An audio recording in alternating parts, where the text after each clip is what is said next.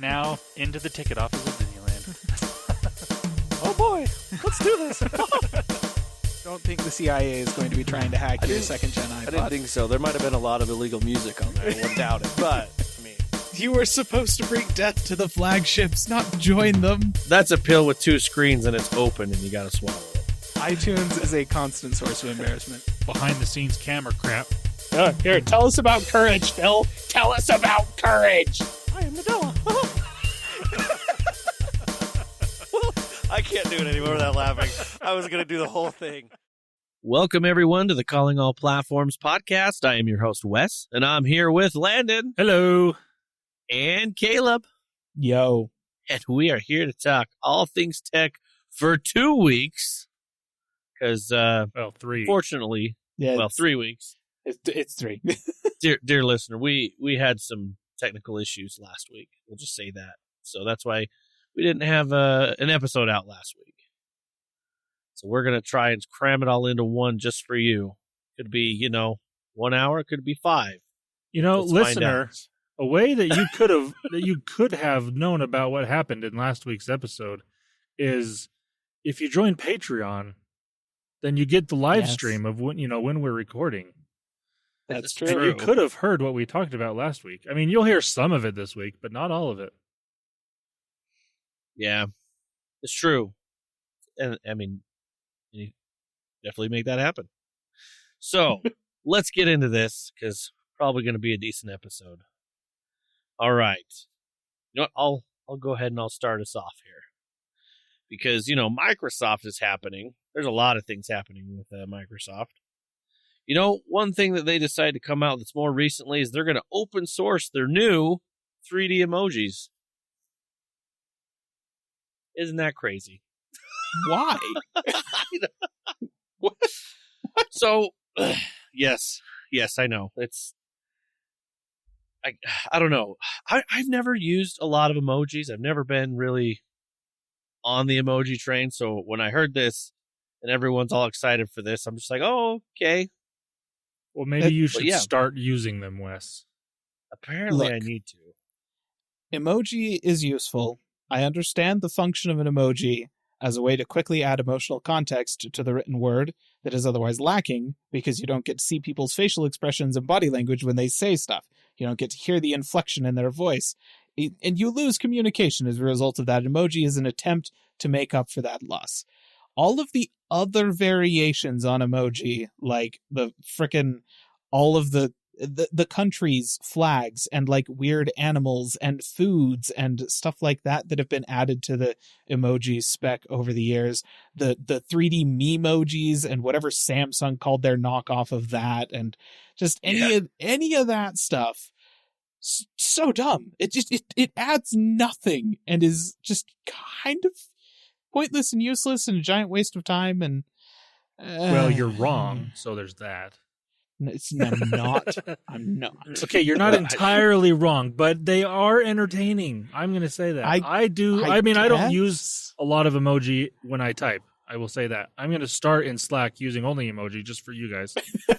But, I mean, I do find emoji to be entertaining, and when used correctly, it is good. And you can use all those random little ones in correct ways, and you can definitely use them in wrong ways. And people do that, and that is dumb. But when used properly, I like emoji. Yeah. I mean, the only time I use emojis is usually when it does like a quick text, like I'm texting somebody, and it comes up and says, here's some options that you could use, and it's like smiley face. I'm like, yeah, that works. Click. That's as far as my emojis go. It is pretty funny. Like, my wife, she uses emojis a little bit more than me, whenever I'm like, hey, kids are asleep, and then she sends me an emoji of something barfing. So that's pretty nice, It's like, hey, trying to be in the mood, and she's like, bleh. No. That's my extent of emojis. Just saying. Perfect. But hey, that was a side tangent. But Microsoft is now open sourcing theirs. It'll be available for everyone on GitHub and Figma. So, sweet. Cool. I'm assuming we're just out of this demographic mostly, except Landon. He's kind of more tiptoeing in that. even then, it's like there's so many options. Like, what is Microsoft hoping to gain from this? I mean, they're obviously not going to get money because it's open source. It's just, I suspect what's happened here is they wanted to make money and it didn't work. And so they're like, well, whatever, we put in all this work, nobody's using them. Maybe if we open source them, people will use them and we won't feel like we wasted all this time and money. Which is also weird to me because I don't think anybody really makes money off of just your generic emoji. Now, if it's like a specialty like stickers or whatnot in Facebook Messenger or iMessage or things, you can pay for packs of those. I don't know why people do, but people do.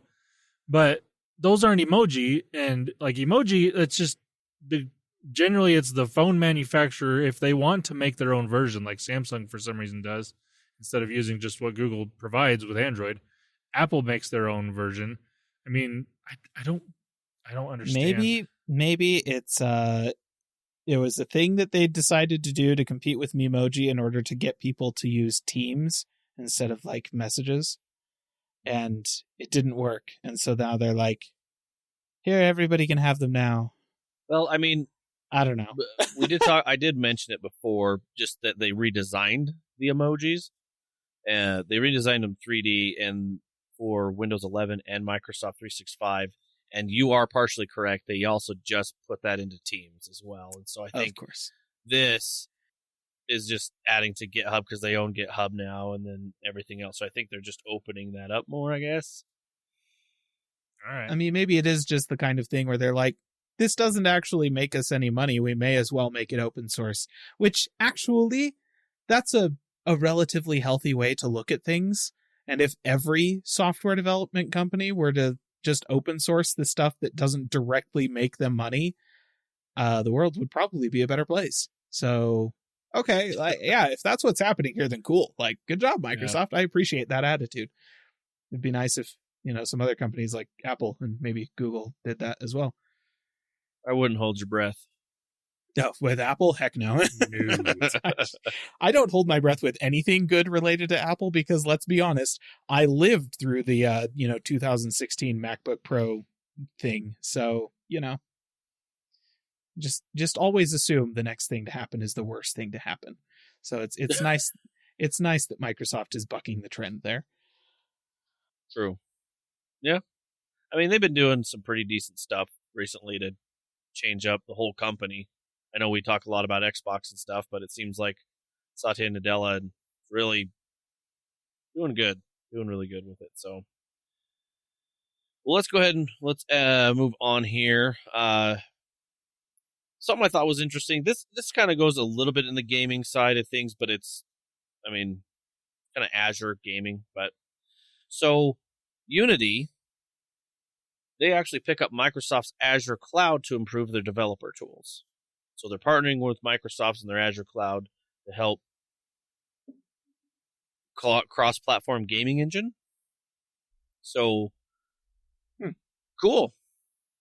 I mean, a lot more people. I mean, this is good news for Microsoft because obviously it's going to be easy for them to push and publish Unity on the Xbox and the PC easier this way, but.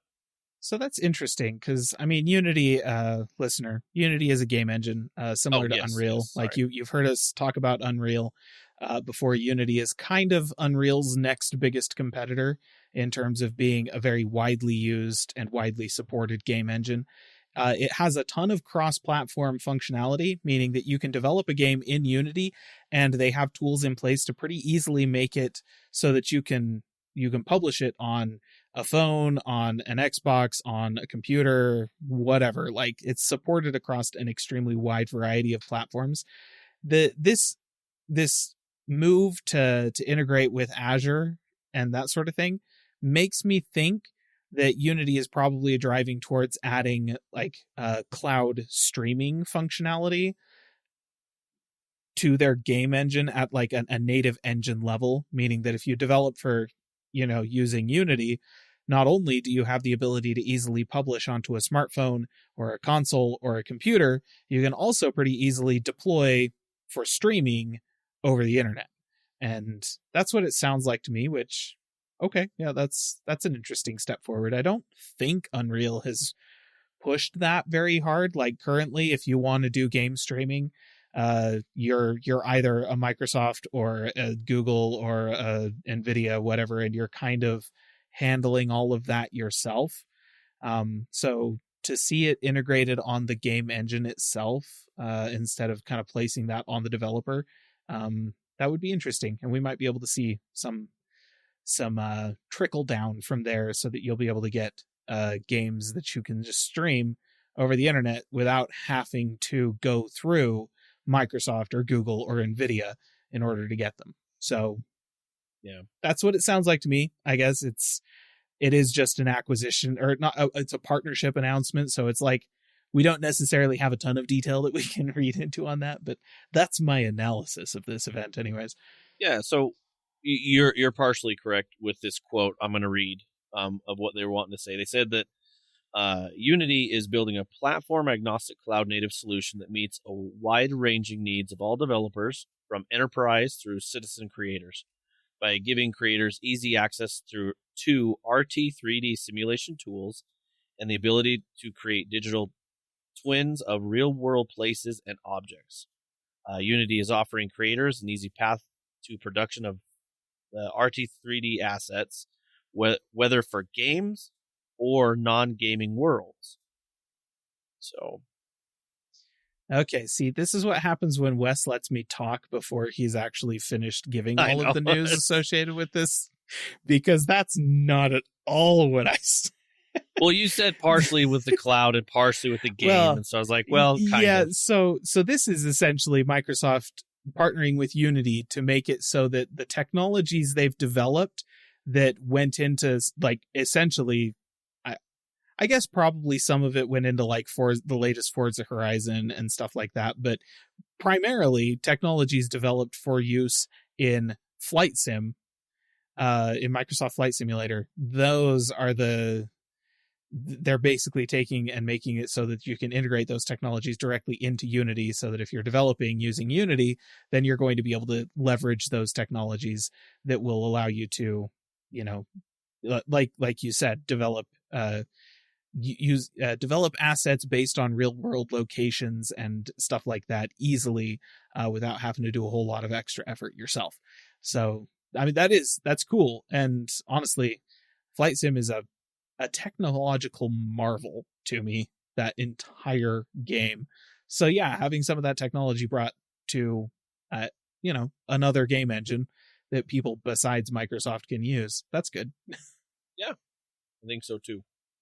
I thought it was pretty cool to see. Anyway, so I guess we could talk. Kind of want to talk a little bit about the acquisition between Microsoft and Activision a little bit more, because, well, last week when we did record and had problems, we did talk a little bit about it, but I wanted to kind of do a refresher, maybe our take on it,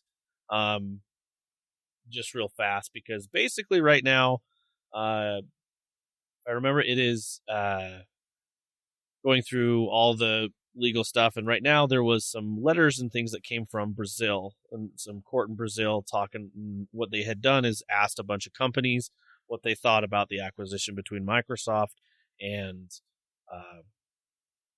Activision Blizzard. Google, they were like, yeah, okay, whatever, that's fine. Apple, whatever, lots of big companies they asked, and everyone was fine except Sony. Obviously, one of the biggest competitors, they were upset. They didn't want it to happen because, Call of Duty. They're calling out the Call of Duty being one of the biggest things.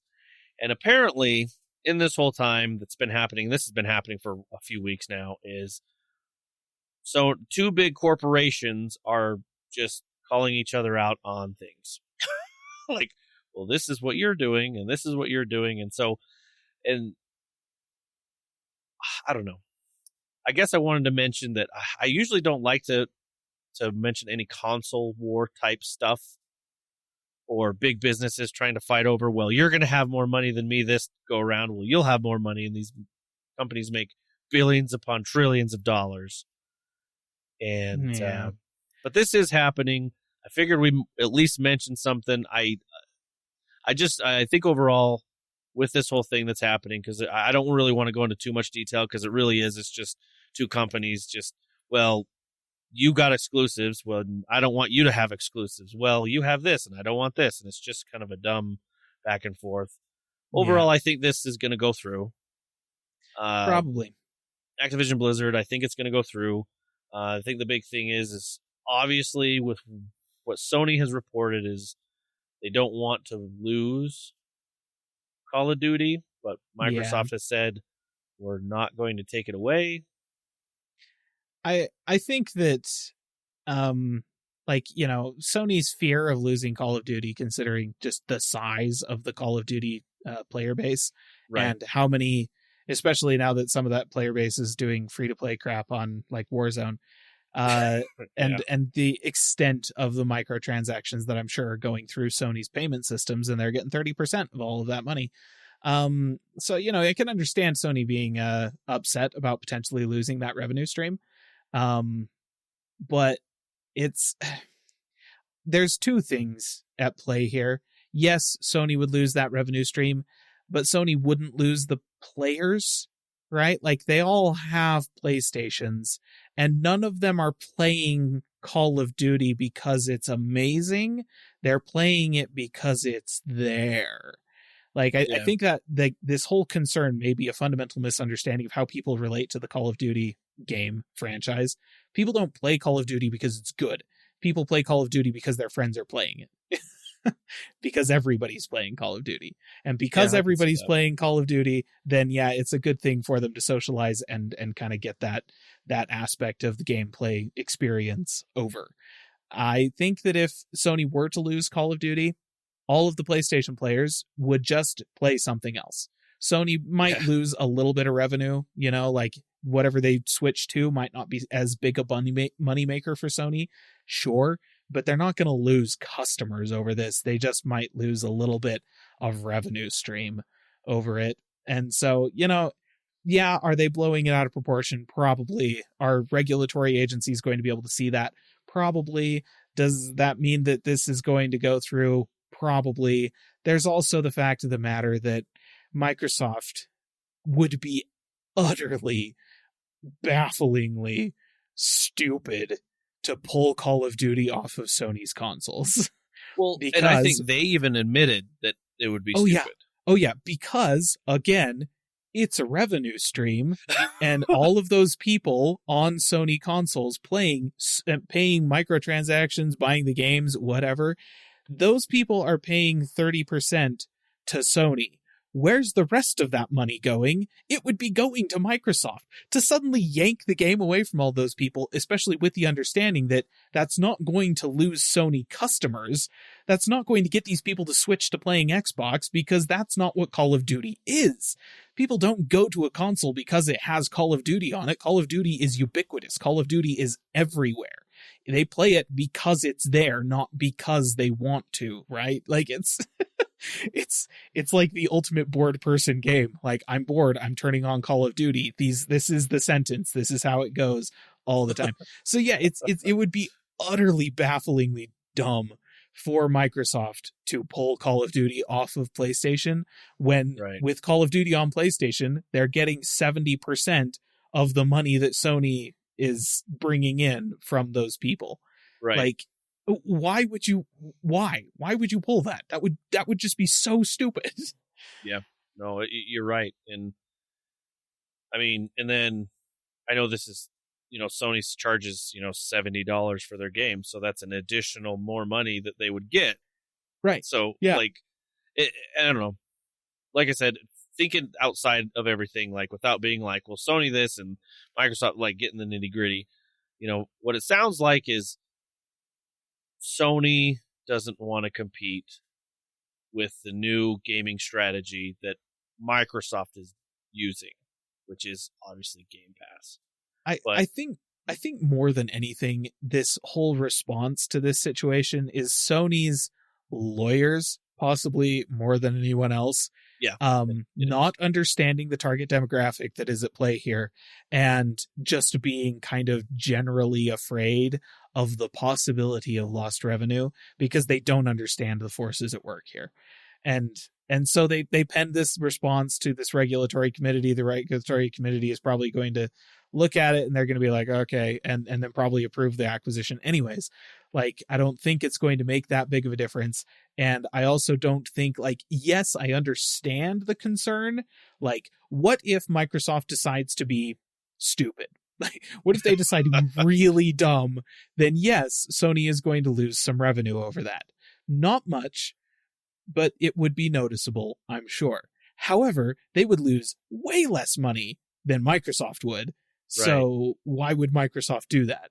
You know, it doesn't actually hurt Sony. It hurts them way more. It's the perfect epitome of like cutting off your nose to spite your face. It's like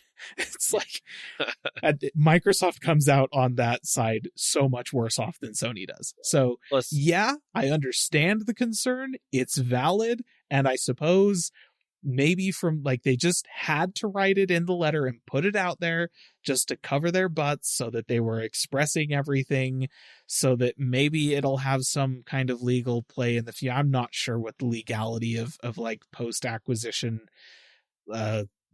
agreement upholding and stuff like that is. I don't know. It might have something to do with that. They're just playing a long game on it. Whatever. But it seems like a response that is slightly overrepresented in terms of the likelihood of it happening. Yeah, I mean, plus in the back end, there's so much money involved in this. Like, there's so many people that have bought Activision stock. Now, if I remember, there was a big stock dude. What's his name? Is it Warren Buffett? Like, I don't know. He's one of them. one of these big guys. Literally, were like, yeah, I just put $1 billion in. It probably wasn't $1 billion, but I just put millions of dollars into Activision stock when I saw this because I know this will go through. And so everyone else, like, there's so much money on the ride of this that I think capitalism, but hey. Yeah. Well, and a fun little detail of late stage capitalism, listener, is that as an entity, Microsoft, if they purchase Activision Blizzard, now has a legal obligation to uphold the profitability of their shareholders. That is the way the law works. They're under no obligation to provide you, the customer, anything. Right. They could ship you a box of turds, like literal poop, and that would be fine. That's totally within their legal right to do so. But if that box of poop does not make money for their shareholders, then they're in legal trouble and they could get sued over that. So if they buy Activision Blizzard and then make the fiscally irresponsible decision to pull Call of Duty off of PlayStation, they could get sued for that by their shareholders, and they'd almost certainly lose. So yeah, likelihood of this, it's not likely. Sony wrote the letter anyways, but it's not likely. Yeah. So, and like I said, because I know in a lot of my news feeds, there's a lot of this Sony versus Microsoft thing happening. And that's why I wanted to bring it up, because I'm like, it's one of those things like we do here on the podcast. It's like, okay, what does this actually mean for you? Like, even if you're a gamer, like, and the honest truth is, this doesn't mean much of anything so far. This acquisition means jack squat to anybody as far as like Microsoft hasn't really even promised us anything in terms of Activision Blizzard's purchase, other than they're going to clean up the management. Well, that's all they can do. They can't legally say, right, we're just going to just destroy it all, and they just can't.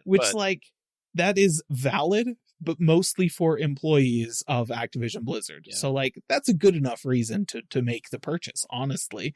But you hear lots of doom and gloom on the news about stuff like this. And the fact of the matter, listener, it's not going to affect anything that you do within the next year. Just don't worry about it. Yeah. Nothing will change. Even if you're a gamer like this, you're fine. Yeah. Yep. So it's all good. Everything's fine. That's what I wanted to clear up. Like I said, that's pretty big news. And especially with this whole infighting that they have, like, oh, they made a response, Xbox did this, or this. It's just kind of that, like Caleb had said, it's just lawyers. They just threw money. That's what it is. So shouldn't be anything. But I mean, back when the stock was down at what, $50 a share, $40 a share, that's when you wanted to get in, because right now it's sitting at 80 and Microsoft's supposed to buy it at 90. Oh geez. So like, yeah, Okay. If you put some money in there, I mean, technically undervalued right now. If you want to buy in. I think that was earlier this week I checked it was at like 80 or 75. So, but yeah, they're supposed to buy it at 90. So, lots of people getting in on this. Yeah. Which, listener, just to be clear, do not the stuff we just said about the stock market does not constitute as investment advice at all. Okay? No. 100% not. No. We are not that type of speaking podcast, of CYA statements. Right. Exactly. Anyway, before I get us even more trouble, let's kind of move on. I got some interesting news that's not Microsoft, but Disney Plus. They are creating an ad-free or an ad tier to their plans, so you can watch. It's kind of more free, but you have some ads that play through some of your shows. But because of that, adding that, they are actually going to increase the price of the ad-free plans. So, yep, sweet. So, yep. Dear listener, the price changes, they'll be in effect on October 10th, they said, on the press release, coming this year. So if you're doing the regular plans, this is also like Hulu, that plan with Hulu as well. They said it's basically going to go from the $12.99 to $14.99, and then the basic plan going from $6.99 to $7.99. So not too bad, but still increase in price. So just be aware. I want to make aware because I'm not the only one paying for this. Yeah. I'm sure other people are too. So it's and interestingly, this is adjusting pricing across all of their stuff. So like if you're doing the thing where, because like the tier that I'm on currently is the one where you've got Disney Plus ad free, and then Hulu and ESPN Plus, but those have ads, is the one that I'm on. And that tier is increasing by $1 a month, I think. And then you've got the Disney Plus with no ads and Hulu and ESPN Plus with no ads. That one's going up by like $3 or something like that. And then you've got like just Disney Plus by itself that's getting $1 increase. And then you've got everything is being adjusted. So basically, if you are paying for Disney Plus in any capacity, whether it's bundled or not bundled or however it's bundled, whatever tiers of the other services you've got, you should go to Disney's website and double check how these prices are going to be changing for you, because they are all changing. Doesn't matter if you've got the most expensive one already, you're going to be paying more for it. So, I didn't realize they had an additional bundled tier that with ESPN and Hulu that had ads in those, and that's interesting. Yeah. So that's the one that I'm on. It's like the not the premium one, it's the medium one that makes you feel kind of like an idiot when you go from watching your Disney movies where everything is ad free and great, and then you go turn on something on Hulu and you're like, why am I getting a 1.5-minute ad every 5 minutes? And then you remember what it was like to watch broadcast TV and you're like, oh. It makes you want to pirate stuff. This is what piracy is. You put ads in my crap, I want to pirate it. This is how this happens, streamers. Just so you know, it's your fault. I'm blaming you. Wow. But yeah, so figured I'd want to make people aware of that, because yeah, that sucks. It was really bad, actually. I don't know if I told you this, guys, about Disney Plus. So I had signed up for. You remember when they were first launching, and then you before it launched, you said, "Hey, I'm going to do a commitment," like because they had the two plans where it was bundled with Hulu and ESPN, or just Disney Plus. Yeah. Well, I remember I just did the Disney Plus one because I'm like, I'm not going to use the other two, and then it came out, and then I was like, oh yeah, I want to upgrade to the other one. Well, what I didn't realize is they were charging me twice. So they were charging me both prices for a while. Oh man. Oh. Until one day I finally looked at it. I was like, why am I being charged? Like, I don't understand. And I was looking, and they had both just plans separate. They were like, oh, you have this plan and this plan. And I was like, well, cancel that one. What the heck? So that can't happen. So be careful. That's awful. Yeah, that was terrible. I was a little upset, but I was like, there's no way they're going to give me that money back. So that's me for not looking, just being stupid, I guess. So I'm going to go ahead and pass the torch over to Caleb, because he's probably got a few things that he wants to talk about. I do have some more like gaming side news, but I'll talk about that later. Caleb, what you got for us? All right. I have two things that I'm going to mention really quick. The first thing is a general piece of general tech news that is a brief update over kind of the big thing that was happening last week, which is the ongoing saga of Intel's Arc GPUs, which are not to be confused with Intel's Arc database, which is spelled different, but pronounced the same. Do not get those two confused. Don't do it. ARC, ARK, different. I'm not telling you which one is the GPUs. Anyways, graphics cards that Intel promised they were going to be shipping this year, that they are claiming to have shipped, despite the fact that they're only available to system integrators in China in incredibly small numbers.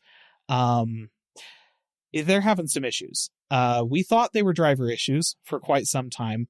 There was a series of reporting that happened over the past couple of weeks that it has been quite the tale, involving statements from Adium board partners about how they are sick and tired of working with Intel, and they are going to sell as few of their graphics cards as possible without burning all of the bridges between them, simply because Intel has been so crap about actually keeping them up to date with the development cycle of the product, so that they can adequately prepare for developing and shipping the boards that will actually house the silicon GPUs that Intel is making. So there was that. There's also been rumors from inside of Intel that they are planning on scrapping the entire line of discrete gaming GPUs before the second generation even launches, because they're having so many issues that are actually at the hardware level, not the driver level. Something to do with the scheduler that is making it so that it's virtually impossible to properly push frames through these graphics cards. And that is, if you have watched performance reviews for the integrated or the system integrator GPUs that have shipped in China, the reviews for that have been pretty blunt about the fact that if you don't have their direct access storage stuff working inside of Windows between the GPU and your storage, then you don't get frames. You just don't. Turns out that's a hardware problem. That's not a driver thing. They can't actually fix it in the cards that have already shipped. So, yeah, lots of issues. The latest is that Intel, in response to all of the concern about whether or not their graphics cards are going to be any good at all this generation, and also whether or not they will be able to actually ship any of them at all, Intel has instead decided to go ahead and tell us about their Arc Pro workstation graphics cards that are super awesome and do all of these great compute things, which, to be fair, is actually backed up by the performance of the gaming GPUs in terms of their productivity usefulness. The Arc GPUs do have some professional use cases where they make a ton of sense. However, I don't feel like pushing more marketing is the way to reassure your customers that you are ever going to ship us anything, Intel. So that's Arc. It continues to be a thing that is just not working out for Intel at all. And no. I understand that they might want to just kill the whole thing before it actually gets any worse. Oof, so yeah. Not good times for Intel's Arc graphics cards. The Intel Arc database, as far as I'm aware, is fine. Don't think there's any problems with that. And once again, ARK, ARC, there is a difference. Yes. All right. Now what that difference is, up to you. Go Google it, figure it out. Now, Apple. I have a piece of Apple news. This is big news. This is, dare I say, the most important thing that Apple has done in literally months, at least months. I'm not going to say years, because last year's MacBook Pros were mint. Those things are awesome. the latest iOS 16 beta re-adds the battery percentage to the status bar on the iPhone. Now, listener, you may know of a thing called a battery indicator. You probably have seen it. It's most likely on whatever device that you're listening to this on. You can see one. Back in the day, okay, I say back in the day, any unnotched iPhone, right? So any iPhone with a home button, there's only one currently being sold, but any of those, you always had the option to show the battery indicator as a little icon that would slowly drain as the battery was used up, or you could show that icon with a little percentage next to it telling you what the percentage of the battery's charge was currently at. That was how I always rocked with the thing until I got myself a notched iPhone, because starting with the iPhone X, Apple didn't do that. You could only have the icon, no percentage. Now, if you wanted to see the percentage of the battery, you had to swipe down into the control center, and then you would get more information available to you. And I've been living that world ever since I got an iPhone XR, like almost 4 years ago. So, like, you know, I've just gotten used to living without the battery percentage. But now it's back. It's actually kind of like it sits inside of the icon. That's how they're making the space for it. And there are a few weird things about the way that it's implemented. For instance, if you have the battery percentage turned on, you don't actually get to see the icon drain as the battery drains. The percentage number just goes down, which I guess makes sense. Like the battery icon says, hey, this is your battery, and the number is the information that you want to know. Okay, that's fine. I think maybe change a few things. There's been some mock-ups from various designers online that are all like, here's how you can show the draining and the percentage at the same time. And I'm like, kind of unnecessary, guys. I think the only thing I would change is that when you hit the 20% mark and it throws up the thing and is all like, oh no, your battery's getting low, change it to red. Like change the icon to red so that it's all at a glance, you're all like, I should do something about my battery. Or when you have power saver mode on and it shows as yellow, then change the icon to yellow. Like there's a couple of things with the colors I would change, but otherwise this is fine.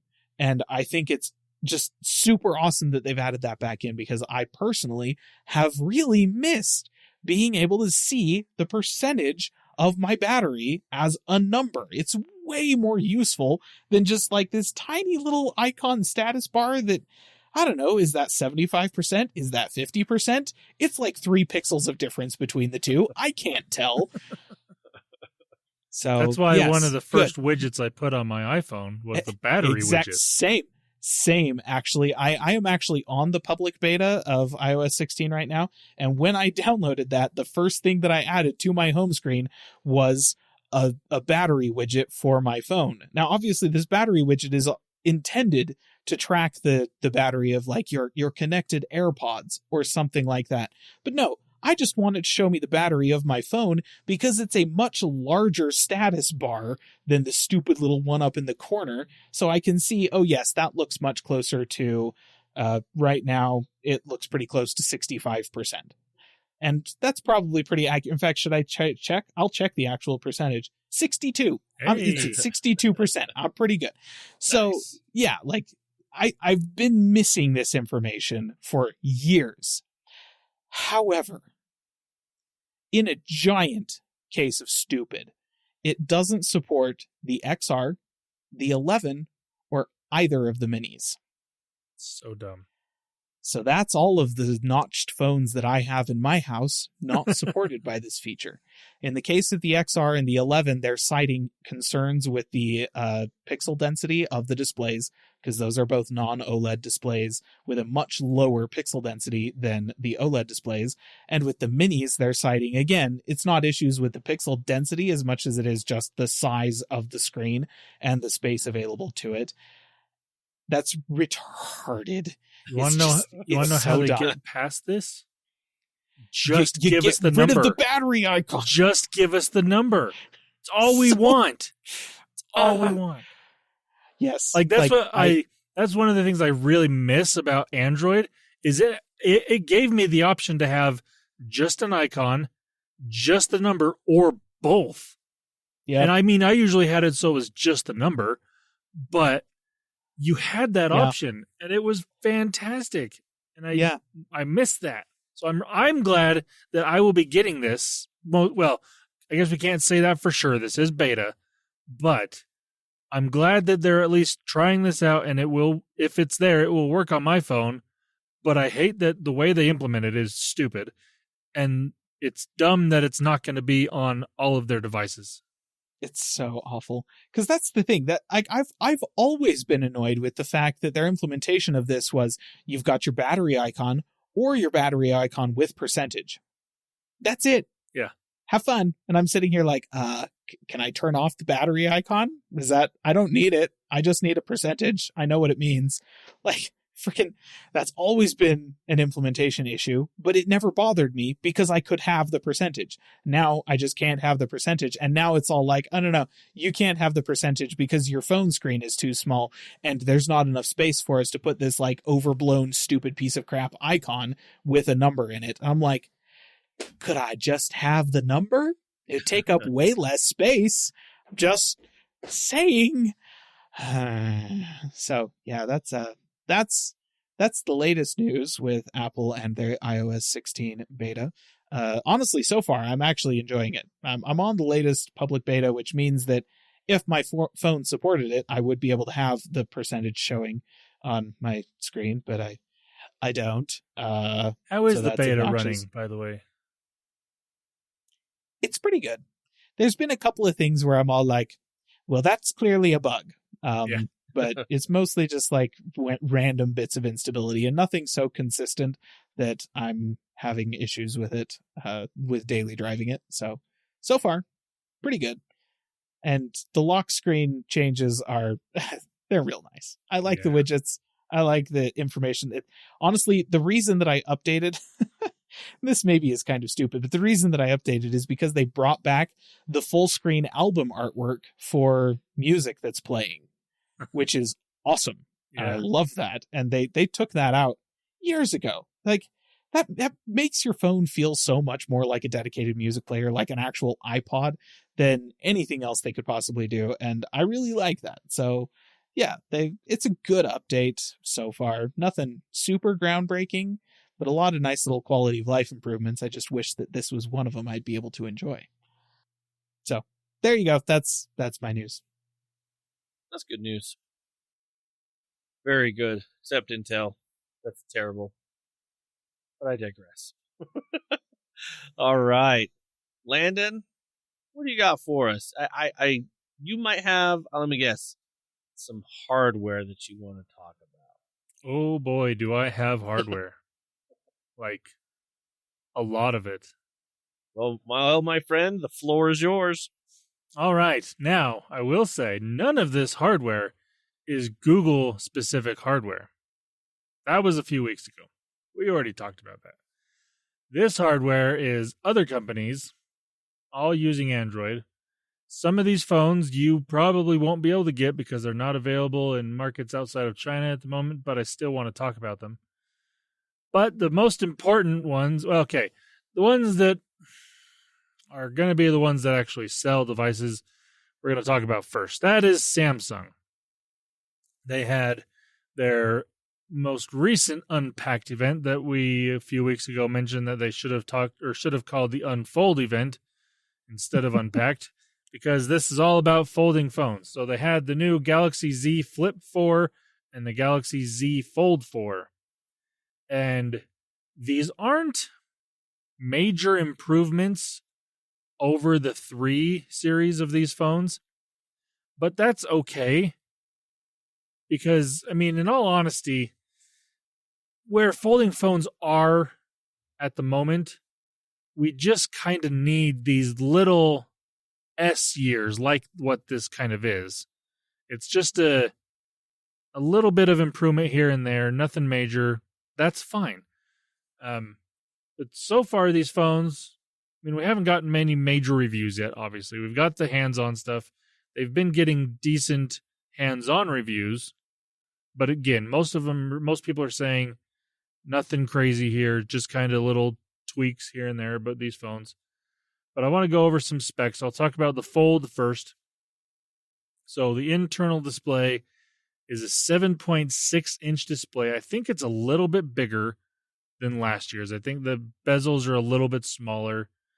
It does have an in-display camera like the previous one did. Supposedly this one's better, and it's a little harder to notice unless you're like really looking for the camera. It's a little harder to see from what I understand. But from the pictures that I've seen so far of it, it's still kind of produces hazy images, which is to be expected when you're going through a display like this one is. But Samsung is claiming it's better than last year's, but so far the pictures I've seen aren't much better, really. Still getting that screen door effect kind of on these cameras, which is really a shame on this type of device because this is your productivity device of the two. And with that bigger screen, that's just screaming for the video calls, and that camera is not going to be great quality for a video call. So, I mean, that's to be fair, though, for business-related video calls, nobody actually cares what the video quality is. Yeah, that's true. I mean, they're all using business quality laptops with business quality, cameras on them, webcams, and they're all 720p and they're trash. So, yeah. What's interesting though is I mean, for this type of phone with this big of a display, I don't see why they can't just put a hole punch camera. They've said in the past when they first talked about this that it really was just about like we're trying to just bring the focus to the display, right? Like the entire point of having this folding device is so that you can have this big display. We want the entire focus to be on the display, and so we're sacrificing some camera quality so that you're not distracted from the screen. And I'm like, sure. But the situations in which I really wouldn't want to be distracted from the screen are when I'm like watching video or something like that. And when I'm watching video, the hole punch area up there, that's blacked out. Like, nobody's watching video that's in this weird aspect ratio you've got that's like, it's not quite 4:3, but it's in that ballpark. Yeah, it's a different one, that's for sure. Yeah, I don't get like the front display, like the cover screen they're calling it. It has a hole punch camera. Yep. That's the smaller display where it would make more sense to have an behind display camera, but no, they've got a hole punch there. That said, I'm just going to go ahead and say that if you're using this thing to like take selfies as then you unfold the thing and you use the front display as your viewfinder to take a selfie using the actual main shooter on the back of the camera. That's what you should be doing if you have this. Yeah. Just saying. Agreed. Now, speaking of that front display, it is a 6.2-inch display. It is slightly larger. I think the last one was a 6.1. So it's ever so slightly bigger. They've just kind of widened it a little bit so it looks more normal than what it previously did. It's still really tall and skinny, but it looks a little more normal because it's a little wider. Both of these displays are 120 hertz displays, which is nice. So you got that added little bonus there. This is coming with the latest Snapdragon 8 Plus Gen 1 processor. It's got 12 gigs of RAM. You can get storage from 256 gig, 512 gigs, or even up to 1 terabyte of storage on this phone. The battery is a 4,400 milliamp hour battery, which I think is slightly larger than last year's as well. The cameras on this thing, the main cameras that are actually worth using, they have a 50 megapixel wide angle lens, a 12 megapixel ultra wide, and then a 10 megapixel telephoto lens. So you're getting similar cameras. These are not the same cameras that are on the S model phones, so they're not as high quality, but they are still decent cameras for what they are. I think they are actually literally the same cameras from the S phones, but from like the S20 or something like that. It's like they're a couple of years old. Yeah, I was meaning the current S. Yeah, not like they don't line up with the current ones. Yeah. But they do literally come from the S family. It's just not not the newest ones. Yeah, they're not the same sensors as what as on the S22 models. They are older S model camera phones. So, this is launching with Android 12L, which is the version of Android 12 that was made for bigger displays like this.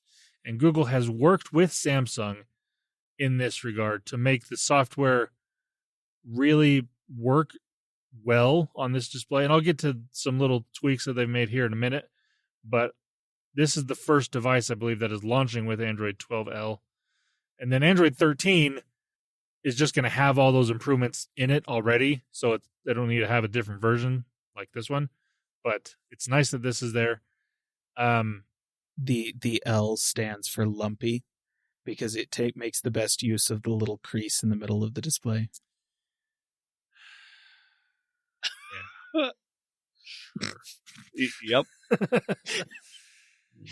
Anyways, this phone comes in four different colors. And this, what? Oh, gosh. Okay. Gray green. Yep, that's what it's called. Phantom black, beige, and burgundy. So there you go. And that burgundy color is actually really good looking. And then obviously I like black phones, so the Phantom black is nice as well. And the starting price is the same as last year at $1,800. So it is still a really expensive phone. And you have to really want this device to justify getting it, in my opinion. The people that have them and use them really like them. But that's a lot of money. Yeah. Like, the person that buys this phone because they want the productivity of this phone. They don't, like, you're not the type of person that cares about the cameras as much because, again, these aren't the best cameras that you're going to get. You can buy a Pixel 6a and get better photos from that for less than half the price. But the productivity is what this phone is for, because you can have 3 or 4 different apps going at the same time and be doing a bunch of stuff on it. And that's kind of the point of this device. You know, I will say, and maybe this is just a personal read on the situation, so, take it with a grain of salt, listener, but I feel like the people who buy the Fold over the Flip are actually just, like, the people who buy the Flip are just looking for a tiny device in their pocket, but still a usable smartphone. Okay, understandable. I own an iPhone mini, so, like, I get that. I think the people that buy the Fold buy it to be seen. Like, they buy it for the appearance of having the Fold. And they may argue otherwise, but I don't think you can make a super great argument that it's a productivity thing, because the Microsoft Duo, is that what it's called? That thing exists, and nobody buys that. So, like, if they were really buying their phone based on productivity, they'd buy that because it doesn't have the chance of breaking nearly as easily as the Fold does. And yes, I think they buy it and consider also that for $1,800, you can buy a base model MacBook Pro 14-inch, and that thing is way more productive than a Samsung Galaxy Fold.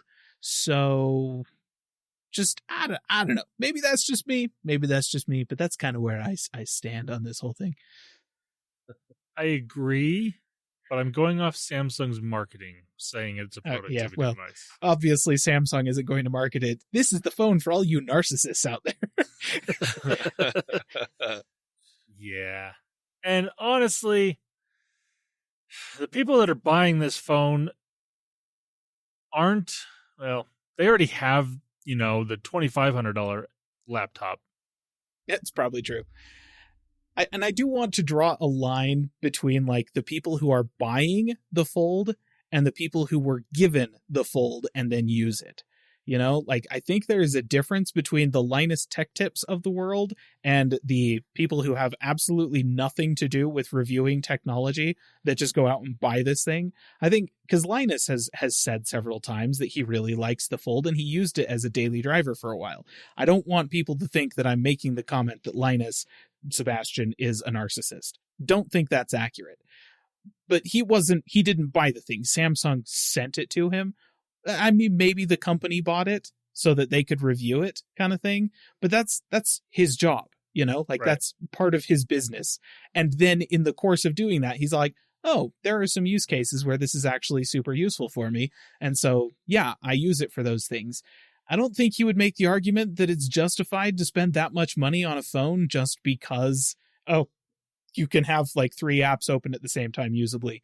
I don't think he'd make that argument, and I don't think anybody would make that argument. And so I don't know, I just want to make sure that there's a clear line between the people that I'm saying are they bought this phone because they want to be looked at versus the people who use this phone and pull it out in public because they're MKBHD and they review phones. So, I mean, that is fair, but I will say that the people that were sent the phone, well, not all of them, but there's a handful of them that were sent the phone to be reviewed that ended up buying one for their own personal phone and have used it for the last year and are planning on buying this one because they just like that phone.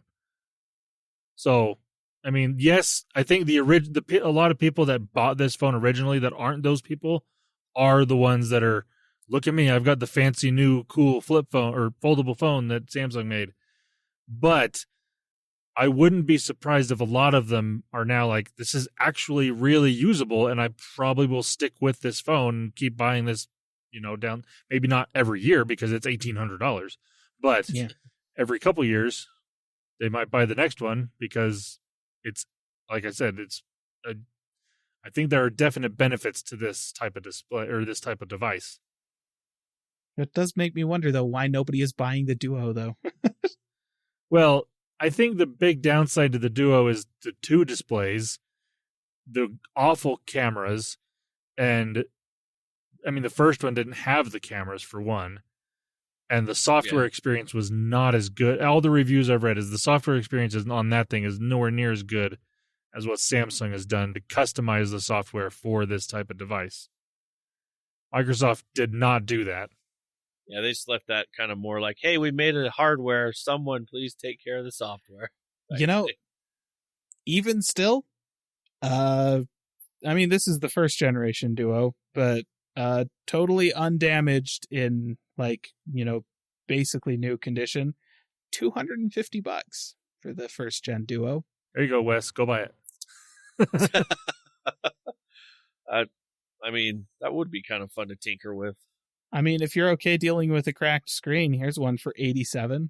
Hey, there you go. So, no. I mean, I think the Duo is definitely a different device. It was never marketed as this is your one device to have by Microsoft. Right. It was always a secondary type device. Whereas Samsung, this is your phone and this is your small tablet that you're going to use at this is like a one device to replace a couple of them type thing. Whereas the Duo was never that. They never marketed it as a phone. They always marketed it as a productivity device secondary to your good phone. I mean, yes, you could use it as a phone, and I can't say that's a good thing to use it as, but you can. But I mean, yeah, you definitely look a little bit more ridiculous holding that up to your head than you would a Fold when it's closed, anyways. If you unfold your Fold to make phone calls, you are the narcissist that I am talking about. You're doing it to be seen, man. You need to go see a therapist and get some help. Yeah, it's true. It's really funny. I was at a Target just yesterday, and I was looking at the Flip 3 because that's what they have on display and, playing with, and I was looking at it, and this AT&T phone salesman comes over, and I immediately am like, oh, crap. And he stayed too long. Yeah, I'd literally been there for like a minute. I was just looking at the phone, playing with it and stuff, and getting ready to leave, and then he just poof, salesman, kind of like a genie. You rub the phone wrong, and boo, there he goes. But he just goes off on this thing. I'm like, he's like, you like that phone? I'm like, yeah. I'm like, I just like looking at new technology and stuff. He's like, well, the 4 is on pre-order right now. I'm like, yeah, I know. I didn't mention that I had a tech podcast, and probably no more than he does.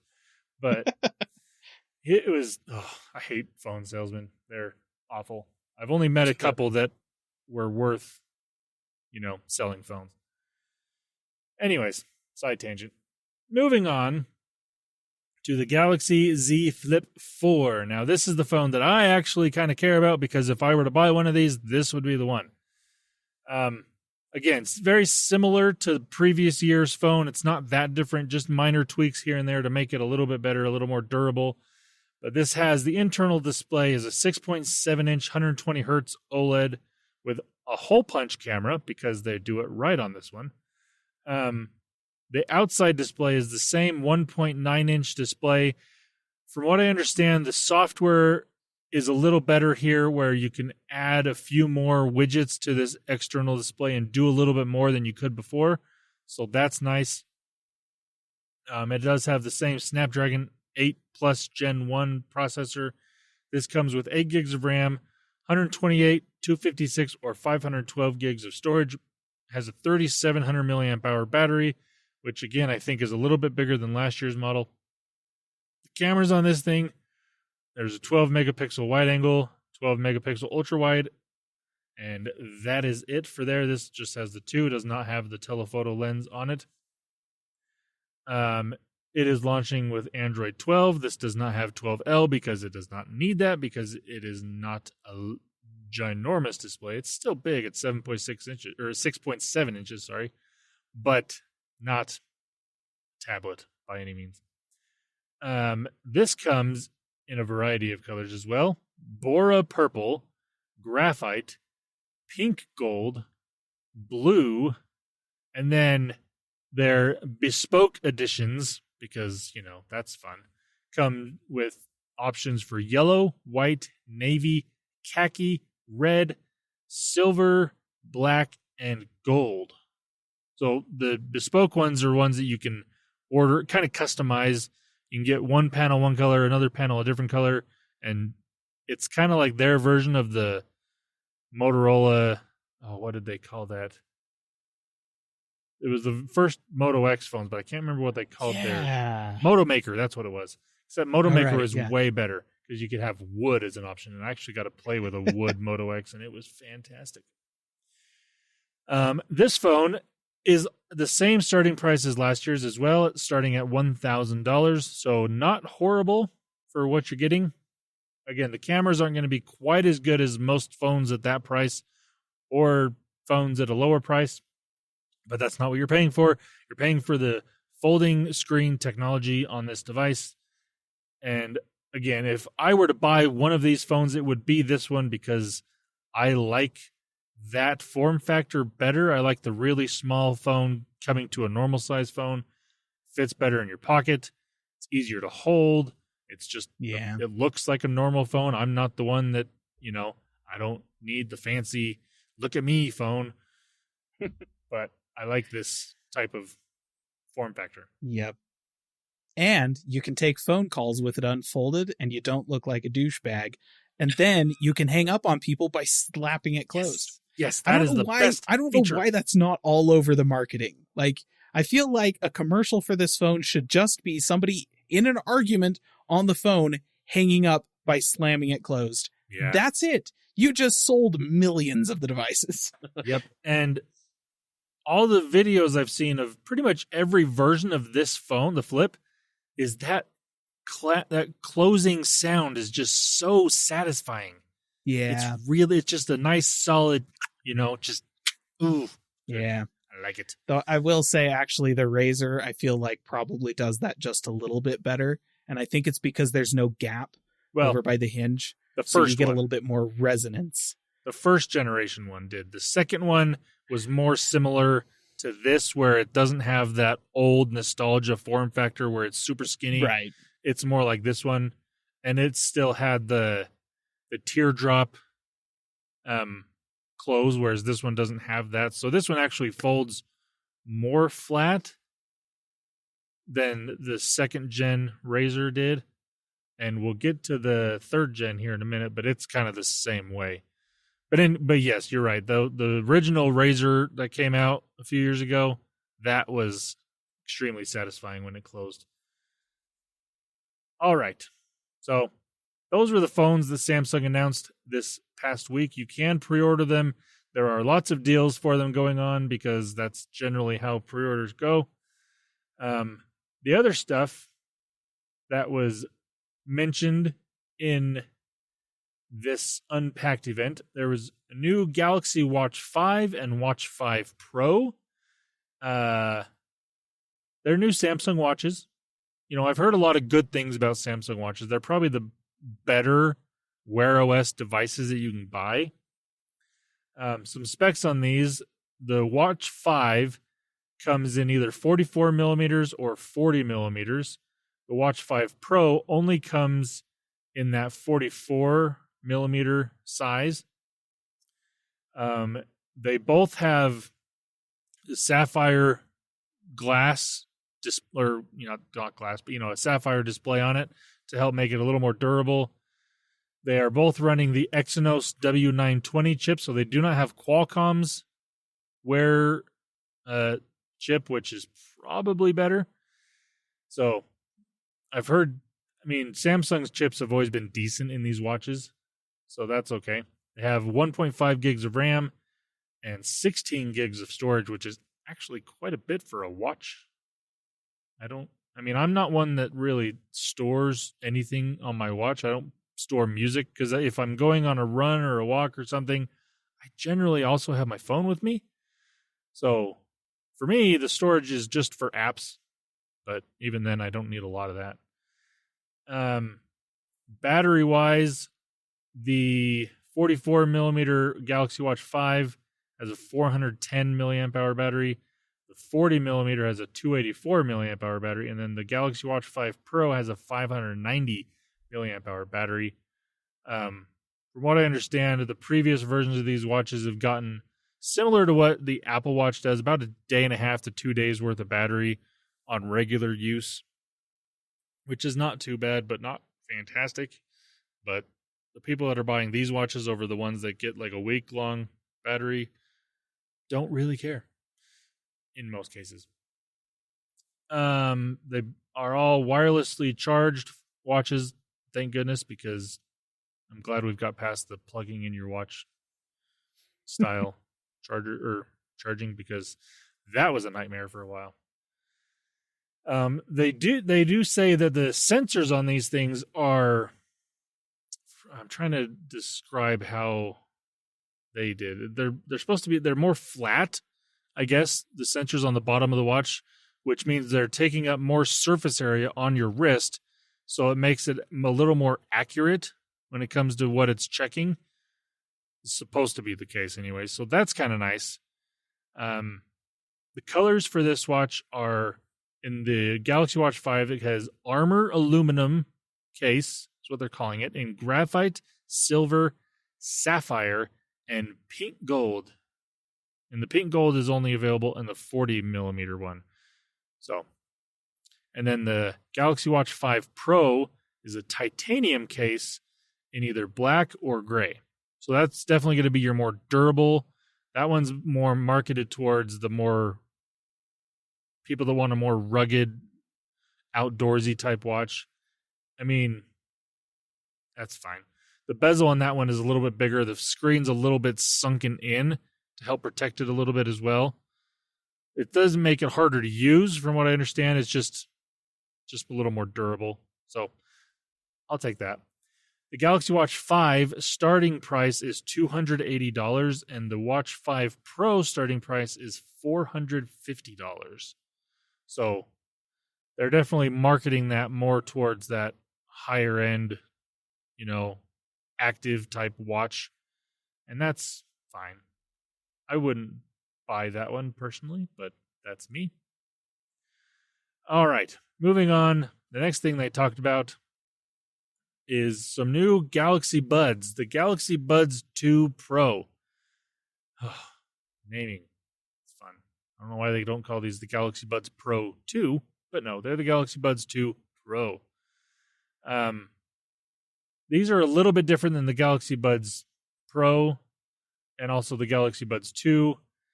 The shape is a little bit different. They're slightly larger shape, I believe, than the Galaxy Buds Pro, but that's to add a little more battery, add some better technology inside.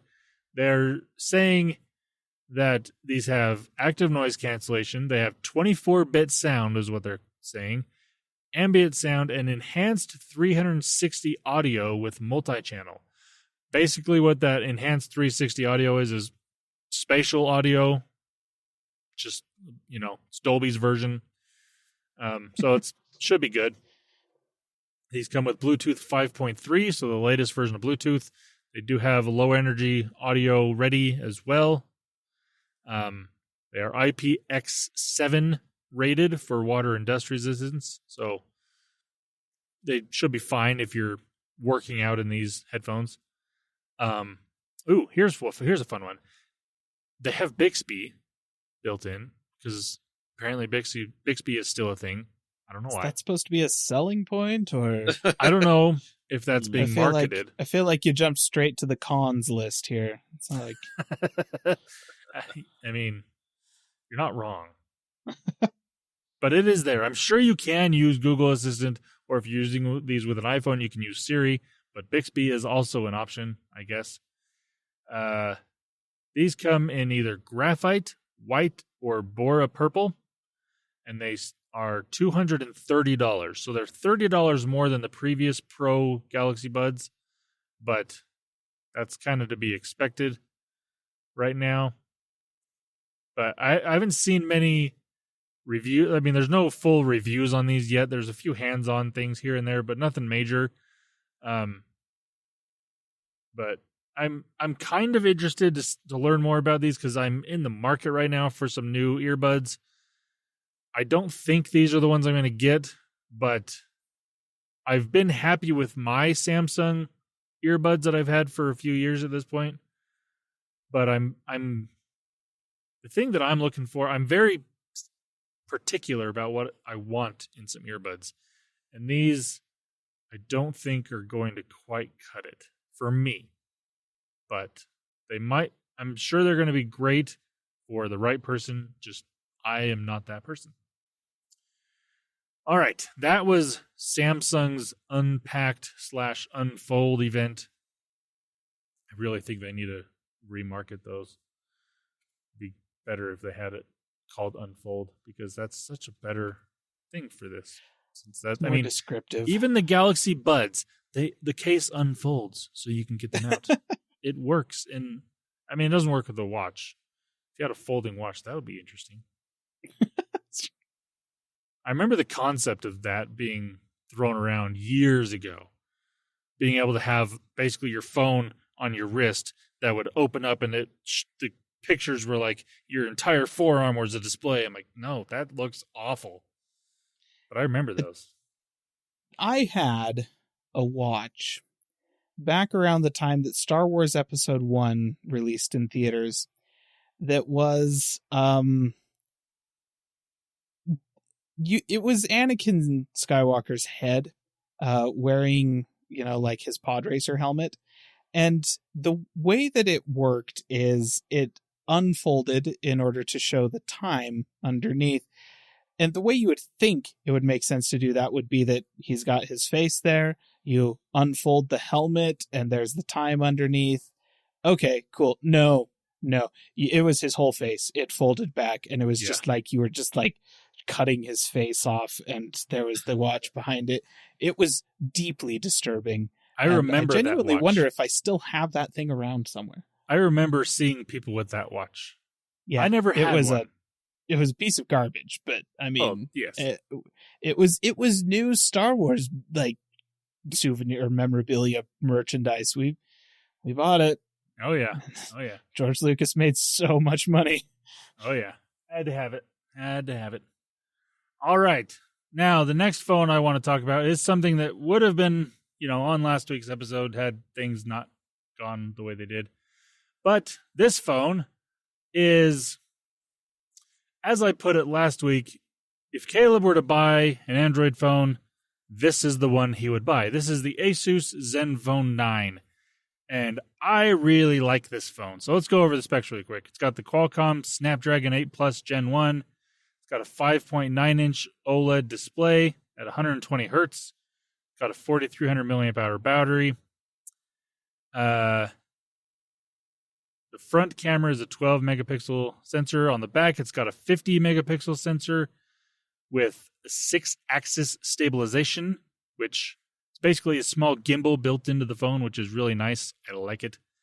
The other camera is a 12 megapixel ultra wide, so it's just got the two, but they are both pretty decent cameras. It comes in either midnight black, moonlight white, starry blue, or sunset red.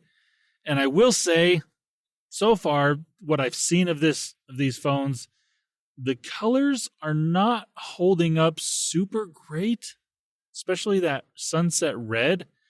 They tend to fade and scratch pretty easily from what I've seen. Yeah, it's got like a faux leather kind of soft touch back material to it instead of being glass or something like that. Right. Which on the face of it is all like, hey, that's unique, but not sure about the longevity there, you know? Yeah, I mean, I've seen other phones that have a similar feel to it that this does.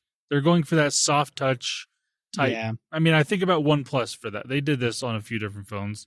Samsung has done it in the past. Motorola, I think, did it as well. Like, there's been a lot of manufacturers that have done it. But what Asus has done here is obviously different because it's just not holding up quite as well as you would hope. I mean, it's only been a couple weeks, and these colors are just not quite right. Yeah. Honestly, when I saw it, it kind of gave me the vibes of that original Surface laptop thing with the Alcantara wrist rest, where the Cheeto dust was going to land. And I was just like, I'm not sure about the wisdom of that. Like, yes, it feels lovely, I'm sure, but yeah. The RAM and storage options on this phone, it comes with 8 gigs of RAM with either 128 gigs or 256 gigs of storage, or you can get a 16 gig of RAM option with 256 gigs of storage. Now, the reason I say this is the phone that Caleb would get if he was going to Android is because of the size.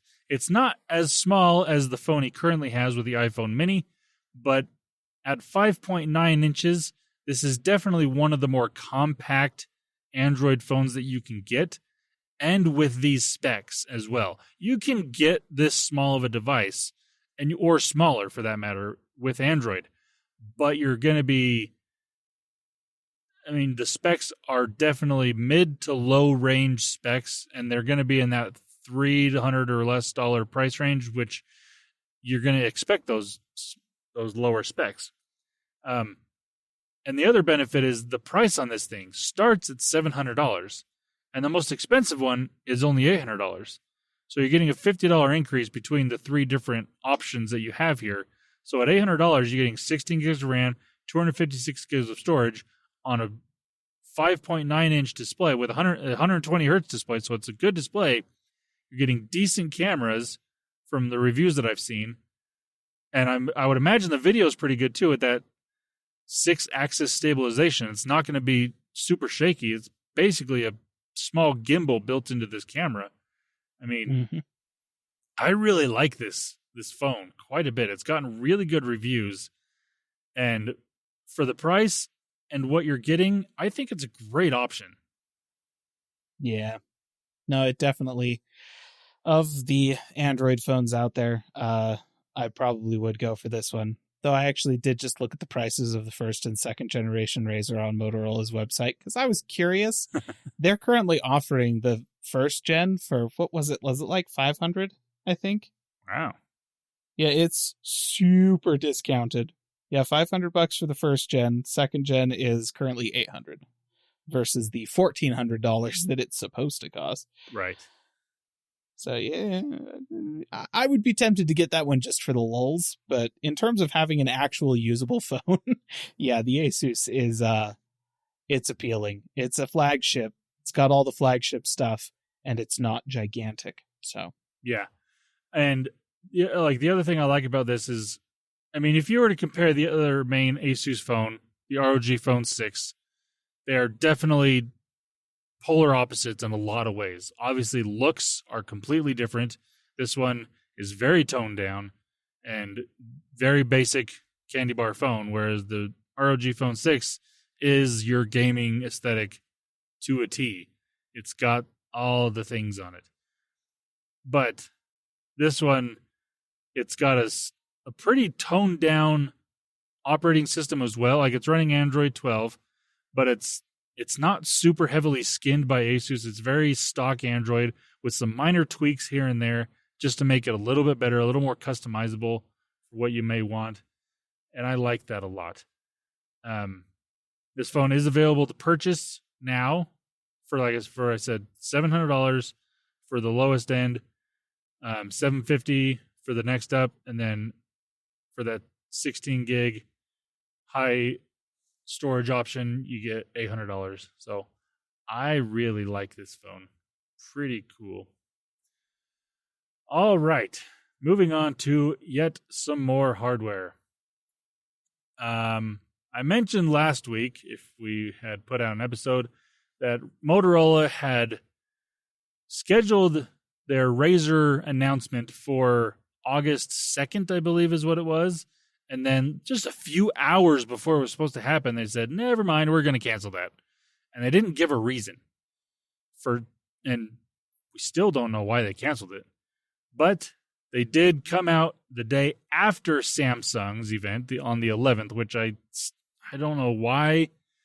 It would have been so much better for Motorola to have stuck with their original plan and launch on the 2nd, get a whole week's worth of coverage before Samsung comes out to talk about this new Razr. But that's not what they did because who knows? They're stupid, obviously. All right, some specs on this new Motorola Razr. It is running Android 12. It's got the Snapdragon 8 Plus Gen 1 processor. Cameras on this thing, it's got a 50 megapixel main sensor and a 13 megapixel ultra wide. The front camera is a 32 megapixel camera. The display on this thing is a 6.7 inch 1080p display. I'm not seeing that it is 120 hertz. Oh, wait, here we go. 144 hertz. So they've got that on Samsung. I'll give them that. And it is an HDR10 Plus display as well. So that's kind of cool. Pretty decent specs. The starting price on this thing, not that it really matters because I kind of hinted at this before. This is only launching in China, which is really unfortunate. There's the 8 gigs of RAM with 256 gigs of storage option, starting at around $960 with the conversion. And the 12 gigs of RAM with 512 gigs of storage option costs about $1,100. So, price-wise, not horrible. But that's not available outside of China at the moment. They haven't announced anything coming anywhere else. We are expecting it to come to other markets at some point in time, but right now it's only in China. The big thing I really like about this phone over the Samsung one is the outside display is so much larger and actually usable. Samsung has done a good job. Their first generation flip was that outside display was completely useless. You couldn't do anything with it. They did fix that on the second one, and now this new one is also better at 1.9 inches. You can actually kind of interact with it. Not really, but better than the first one. The Motorola, I can't remember how big this outside display is, but it's noticeably larger than Samsung's. You can actually do something with it. And it's like almost 2 inches, I think. 2.7 inches. It's almost 3 inches. Yeah. Almost 3. That's pretty good. This is the one that you can legitimately take a selfie picture with your main sensor and use this outside display to see what you're taking a picture of. I feel like it's valid to remark that the original iPhone had a display of about 3 inches. So like this thing, a little bit over 3 inches. So this thing is like getting up there in terms of being an actual pants phone display. Yeah, that's true.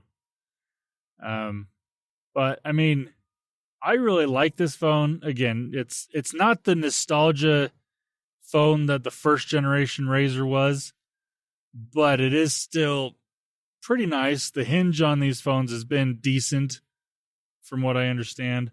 Not quite as good as what the newer Samsung phones are, because, I mean, Samsung had some major issues with the first generation of the Fold, and they had to really fix that, and they've done that. They've done a really good job. Motorola did really well on their first gen, and because of that, they haven't really made major leaps and bounds here to make it that much better. It is a little bit better, but not as big of a jump as Samsung, which, I mean, to be fair, Samsung's was not great the first time, so they had to make a big jump. But I like it. But again, it is not currently available anywhere outside of China, unfortunately. Hopefully that changes in the near future. I believe Motorola has said that their plans are to bring this phone to other markets by the end of the year. So we shall see if this is available before the holiday season or around that holiday season when people are buying new phones. Get it somewhere else. Come on, Motorola. Do that. All right. I'm still talking. The next phone that Motorola talked about is not as important. Well, not as cool, I should say. I think this is actually more important of a phone from Motorola, but it's not as cool because it's not a folding phone. This is just a normal candy bar style phone, but it's the Moto X30 Pro. This is a full-on flagship phone. Haven't seen that as often from Motorola these past 5 or 6 years. They've kind of focused more on those low-budget phones, and they've done really well with those. But I'm liking that they're starting to bring back something in the flagship sphere. Some specs on this thing. It's got a 7.6-inch display at 144 hertz. It's got the Snapdragon 8 Plus Gen 1 processor. It comes with either 8 gigs of RAM and 128 gigs of storage, or 12 gigs of RAM with either 256 or 512 gigs of storage. The cameras on this thing, numbers. Okay, 200 megapixel main sensor, because, again, numbers, selling in China, they got to have those numbers. A 50 megapixel ultra wide, and then a 12 megapixel telephoto with 2x optical zoom on that telephoto. So decent, not as good as some phones, but good enough. It can record up to 8K at 30 FPS. So there's that. The selfie camera is a 60 megapixel camera. I would have been really shocked if it was only 6, but no, 60 megapixel. The battery on this is a 4,610 milliamp hour battery. It does have 125 watt fast charging available, which gives you 50% battery in 7 minutes, as they're saying, and 100% in 19 minutes is what they're advertising here, which maybe be cautious on that. I do believe this phone comes with that 125 watt charging brick in the box, which is nice because too many companies aren't doing that nowadays. This also does support 50 watt wireless charging, which again, be cautious on that one because you're going to want a charger with a fan on it. And this comes in either white or black. And the price on this one is, let me find it, around $550 is all for the low end. Dang. So wow. You're getting actually pretty dang good specs here, in my opinion, for really cheap. Yeah. Granted, again, this is not outside of China at the moment. Hopefully, this is one that they also bring by the end of the year to other markets. But with the flagship specs that it has for that price, if we can get it, I would imagine probably coming to the US at around $600 probably starting price, which is not bad for this phone. That's pretty solid. Now, I don't have a lot of experience with Motorola software. Like, I do know it has been fairly stock Android for the most part. And that kind of started when Google owned Motorola for a few years. They kind of took Motorola software and just kicked everything off of it for other than a few little tweaks here and there. After Lenovo bought it, they haven't really changed much when it comes to the user interface in that regard. They have changed the fact that it doesn't get updates as often as it used to, but that's, to be expected. It is Lenovo. They just don't care about phones, as they've proven with their own brand. At least they're doing something with Motorola. But I really like this phone. There's no reviews yet on this device at the moment, but I'm sure there will be here shortly. But again, at the moment, it is currently going to only be available in China, and hopefully will come outside of that market in the near future. Okay, I wish I could say I was done, but I have to mention one more phone because this is apparently the folding phone episode. We got Samsung, we got Motorola, now we got Xiaomi with their new Mix Fold 2. Man, this is definitely more towards the Galaxy Z Fold type display or type phone. It is one that has an outside display that folds open to a bigger one. Some of the specs really quickly on this thing. It does have the Snapdragon 8 Plus Gen 1 processor. It's got a 4,500 milliamp hour battery. It's got 12 gigs of RAM with 256, 512, or 1 terabyte of storage. Comes in either black or gold, and that gold color is not as bad as you would expect it to be, in my opinion. When you hear about a gold phone, it can be not good. This one actually is not bad. The cameras on this thing is a 50 megapixel main sensor, and then a 13 megapixel ultra wide, and an 8 megapixel telephoto lens. So, pretty decent specs. The outside display is a 6.56 inch AMOLED display, 120 hertz refresh rate on that. Pretty good. The inside display is an 8.02 inch, as they're calling it, display. Also 120 hertz LTPO. So the benefit of that is it can have that variable refresh rate with that LTPO display. So I don't know what this goes between, but it is there. So I like that. This phone is starting, again, this is, I believe, only available in China. So I'm mentioning a lot of phones that you most likely can't buy. I'm sorry, but I have to mention them just because they're interesting. This phone is starting right around $1,300. So a little more than the Flip, but this is also marketed towards the people that buy the Fold, and it's definitely cheaper than that. And it's actually a little bit bigger displays on both the outside and inside, so that's nice. I mean, I don't think you're really downgrading any specs here from Samsung's phones, but the price is cheaper, which is nice. But again, in China, not anywhere else at the moment. And Xiaomi phones, they tend to stay inside that China market. They don't tend to leave if they're only available there at launch, but we can always hope. And if you really want it, you can probably get it imported.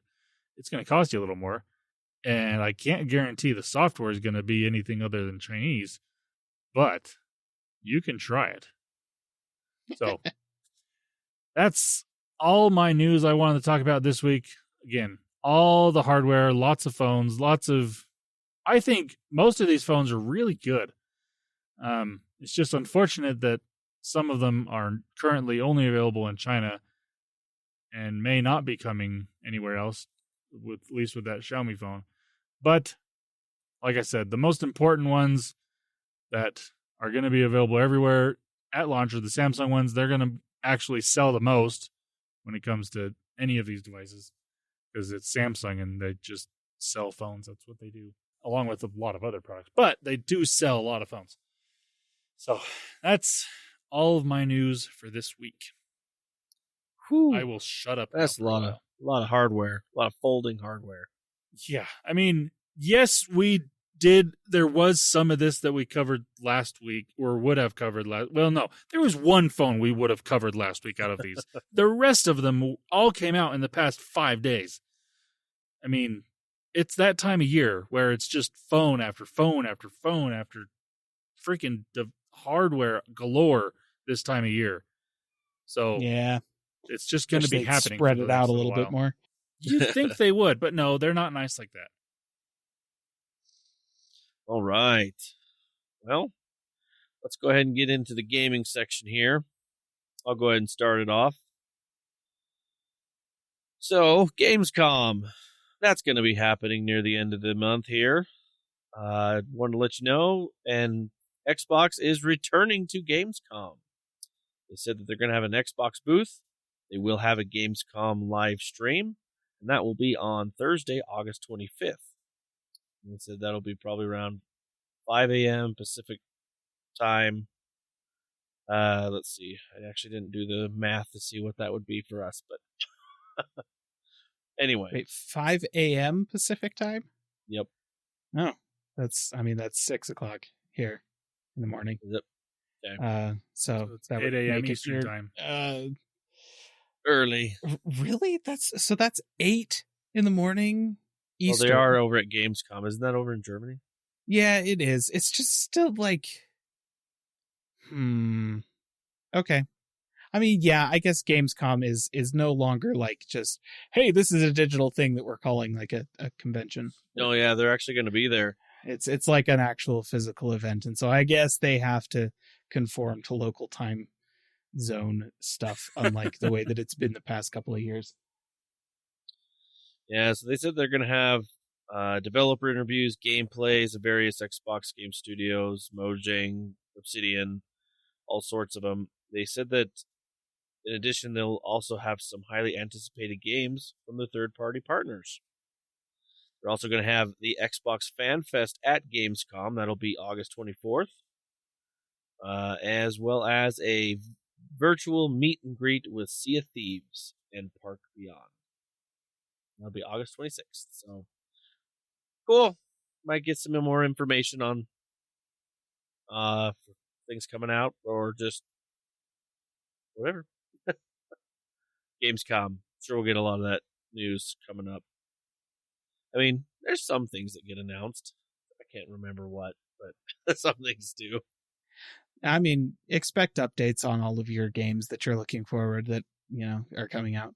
That's pretty much what you get. It's an industry event that is designed more around getting game professionals into a situation where they can network and communicate with each other and stuff like that. But that does mean that there's always something interesting for consumers that comes out of those interfaces and those conversations, even if it is just, here's a basic update on where we're at with whatever game. Yep. Awesome. Can't wait for that to happen. That's pretty much all my gaming news that I have. We had already talked about the Activision Blizzard, things like that. So, I mean, it's getting to the where they're going to start releasing. I know there's been actually quite a few more delays in games. I could quickly mention, like, I know that Hogwarts Legacy one, they were wanting to come out this, I want to say it was November, but they pushed it to February. They wanted some more time on that one there. A couple other delays I can't remember, but yeah, I mean, everything else is getting delayed, wanting a little more time because they don't want to pull a Cyberpunk, so it makes sense. Huh. So yeah, that's fine. That's pretty much all my gaming news. Caleb, do you have any gaming news or anything you want to mention? I don't. Nope. Okay. Landon, do you have one more thing for us? Oh, I am all talked out. You really talked, buddy. Good job. All right, dear listener, looks like we're going to go ahead and close this episode. If you wanted to actually, as we said earlier, give us anything for a Patreon, make any donations, you can to our Patreon for Calling All Platforms. You can also get a hold of us at callingallplatforms.com, as well as our social media platforms. And on YouTube, you can check out some videos that are on there, any streams or kind of fun little videos that Caleb has put together for old hardware that he likes to see if it runs anything good. Pretty fun stuff. Anyway. All right, listener, have a good week. Bye-bye. See ya. Calling All Platforms is a production of Supporter Sound Studios. To learn more about how you can support the podcast, go to www.patreon.com/callingallplatforms.